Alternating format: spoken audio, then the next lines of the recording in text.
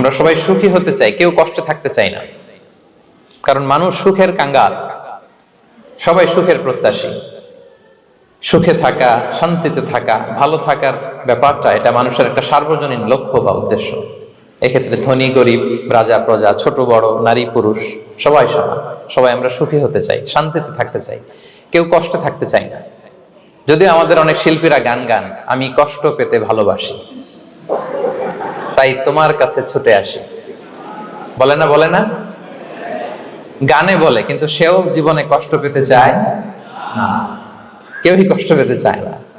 এটা গান মেলানোর জন্য বলেছে যে আমি কষ্ট পেতে ভালোবাসি, তো আসলেই কেউই কষ্টে থাকতে চায় না। সবাই আমরা সুখী হতে চাই। কি হতে চাই? কেউই কষ্টে থাকতে চাই না। তো কিভাবে আমরা একটা সুখী সমৃদ্ধ জীবন পেতে পারি, এই টপিকের উপর আজকে আমরা কিছু কথা বলবো। কোরআন আমাদেরকে কি গাইডলাইন দিয়েছে, ইসলাম আমাদেরকে কি জানিয়েছে, কিভাবে চললে আমরা এই পৃথিবীতে সুখে থাকতে পারি এবং জান্নাতেও আনন্দে থাকতে পারি, এটা জানার দরকার আছে না নাই? বলেন।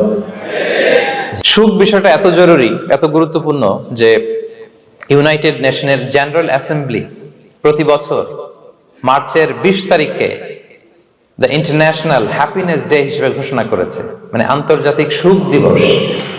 কি দিবস?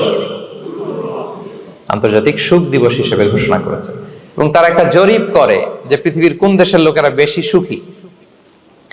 তো সে জরিপে বিশ্বের সবচেয়ে সুখী দেশের তালিকায় টানা কয়েকবার যে দেশটায় নাম উঠে এসেছে সেটা হচ্ছে ফিনল্যান্ড। নাম শুনেছেন? এটা হচ্ছে নর্দার্ন ইউরোপের একটা দেশ, স্ক্যান্ডিনেভিয়ান কান্ট্রিজের একটা, ফিনল্যান্ড। সে জরিপে উঠে এসেছে যে ফিনল্যান্ডের লোকেরা নাকি বেশি সুখী।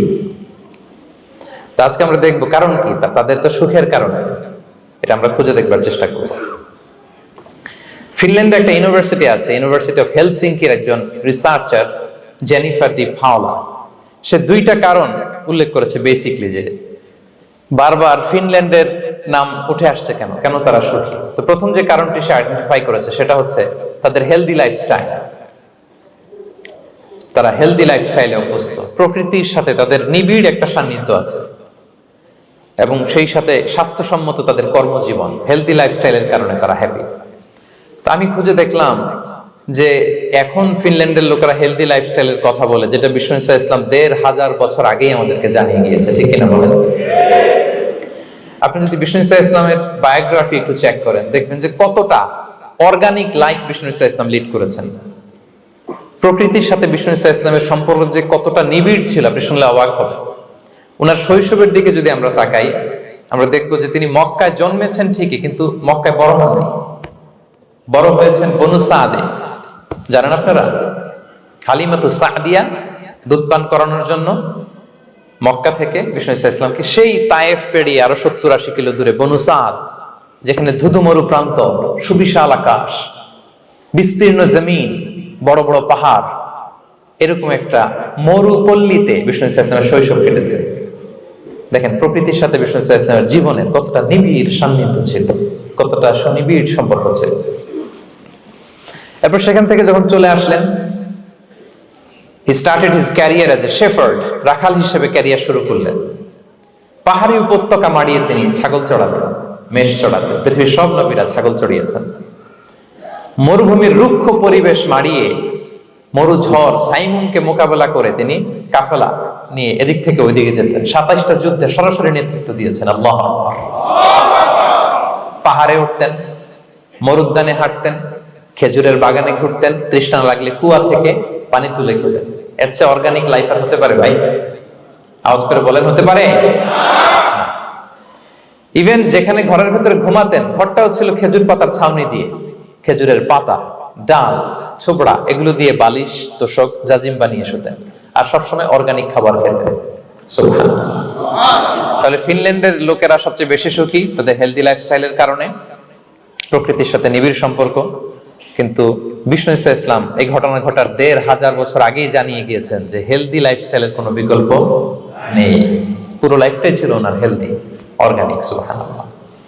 জেনিফার ডি পাওলা দ্বিতীয় যে কারণটি উল্লেখ করেছেন যে ফিনল্যান্ডের লোকেরা এত সুখী কেন, সে বলেছে যে তারা টেনশন ফ্রি লাইফস্টাইলে অভ্যস্ত, কোনো পরিস্থিতিতে উদ্বিগ্ন হতে চায় না, যে কোনো সিচুয়েশন ঠান্ডা মাথায় ডিল করে। বিষ্ণু ইসলামের বায়োগ্রাফির দিকে তাকান, তিনিও তাই করেছেন সারা জীবন। সুবহানাল্লাহ। সাধ্যের সবটুকু বিষ্ণু ইসলাম করতেন, সর্বোচ্চ চেষ্টাটুকুন করে চেষ্টা প্রচেষ্টা শেষে কর্ম শেষে ফলাফলের জন্য তিনি আল্লাহর উপর নির্ভর করতেন। তাওয়াক্কুল আলাল্লাহ, উদ্বিগ্ন হতেন না, মাথা ঠান্ডা রেখে সিচুয়েশন ডিল করতেন। এর কারণ আমাদের জীবনে এমন অনেক কিছু ঘটে যায় যেটার উপর আমাদের কোনো হাত থাকে না। তো যেটার উপর আমার নিয়ন্ত্রণ নাই সেটা নিয়ে আমি উদ্বিগ্ন হয়ে লাভ আছে? কথা বলেন, উদ্বিগ্ন হয়ে লাভ আছে? জীবন আপনাকে অনেক কিছু দিবে আবার কেড়ে নিবে। আল্লাহ এভাবেই পৃথিবীটাকে সাজিয়েছেন। ইয়াউমুন লাকা ওয়া ইয়াউমুন আলাইকা, একদিন আপনার ভালো যাবে আরেকদিন খারাপ যাবে। ওয়া তিলকাল আইয়ামু নুদাবিলুহা বাইনান নাস, আল্লাহ বলেন যুগটাকে আমি ঘুরিয়ে ফিরিয়ে মানুষের সামনে এভাবেই আনি। This is the routine work of this দুনিয়া। দুনিয়ার রুটিন ওয়ার্ক এইটা। আজকে ভালো, কালকেও যে ভালো যাবে এমন তো নয়, কালকে খারাপ যাবে। আজকে তার খারাপ যাচ্ছে, পরশুদিন আবার তার ভালো দিন যাবে, ঠিক কিনা বলেন?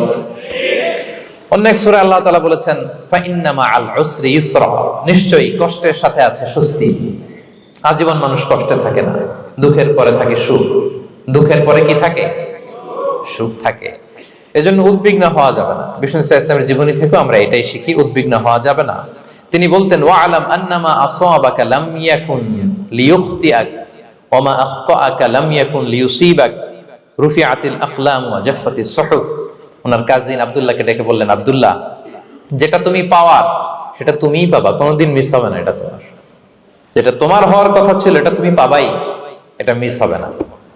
আর যেটা তোমার নসিবে নাই, যেটা তুমি পাবা না, গোটা বিশ্বের সব ক্ষমতাকে হাতের মুঠোয় আনলেও সেটার দেখা তুমি পাবে না।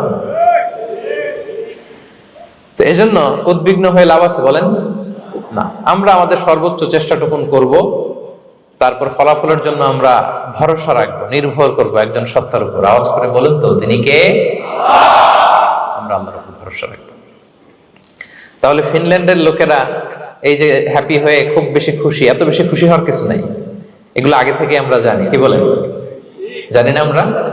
জাস্ট একটু প্র্যাকটিস করে নিজের জীবনের সাথে মানিয়ে নিতে হবে।